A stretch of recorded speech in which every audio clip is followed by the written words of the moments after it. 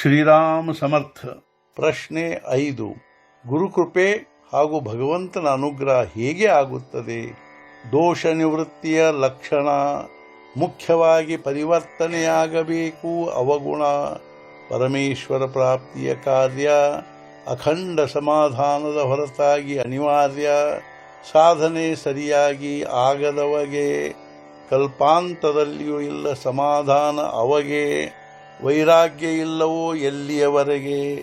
ಸತ್ಸಂಗ ಗುರುಕೃಪಾ ಇಲ್ಲ ಅಲ್ಲಿಯವರೆಗೆ. ವಾಸನಾಕ್ಷಯ ಮನೋಜಯಗಳ ಮುಂದೆ ವೈರಾಗ್ಯವೆನ್ನುವರು. ಈ ರೀತಿ ಸಾಧಿಸಿದವರು ಭಗವಂತನ ಅನುಗ್ರಹಕ್ಕೆ ಪಾತ್ರರಾದವರು. ಭಗವಂತನ ಅನುಗ್ರಹ ಆಯಿತೋ ಯಾರಿಗೆ? ಗುರುಕೃಪೆ ಆಯಿತು ಅವರಿಗೆ.